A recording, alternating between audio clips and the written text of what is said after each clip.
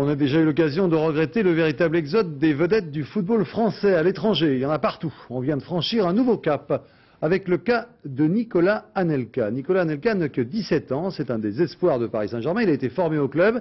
Eh bien, le PSG vient de se le faire souffler tout simplement par les Anglais d'Arsenal. Cela devient vraiment inquiétant. Florent Gautreau, André Germain.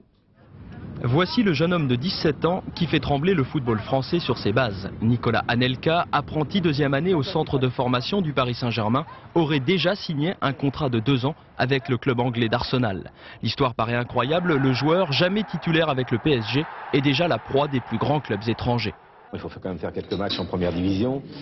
Il faut certes bien gagner sa vie, mais il est inutile de se mettre sur le marché du travail en surenchère sans avoir marqué un but ou sans avoir fait un certain nombre de matchs. Donc, je crois que c'est déraisonnable. Les dirigeants parisiens qui s'opposent au départ d'Anelka l'ont d'ores et déjà exclu de l'effectif professionnel. Et mercredi, alors qu'il devait être titulaire, le jeune attaquant a regardé la déroute parisienne à la télévision. Anelka se retrouve aujourd'hui perdu, plus vraiment au PSG et pas encore à Arsenal. Quand on n'est pas bien dans un club, qu'on ait 25 ans ou qu'on ait 17 ans, on a le droit de partir. Et le PSG voulait me faire signer 6 ans alors que je suis pas bien dans un club. Je ne peux pas signer 6 ans dans un club alors que je ne suis pas bien. C'est tout. Sans le savoir, Anelka est au centre d'une véritable bataille juridique. Selon la charte du football français, un joueur formé dans un club doit signer un premier contrat professionnel de 4 ans dans ce club.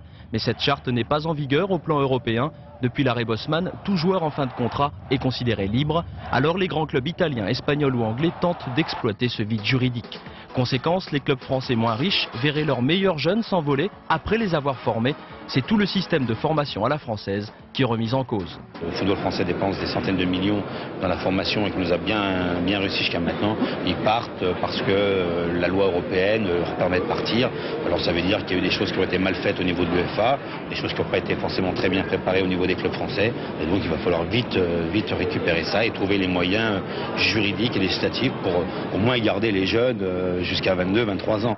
Déjà affaibli par un exode massif l'été dernier, le football français aurait certainement du mal à se remettre de la fuite de ses plus jeunes talents.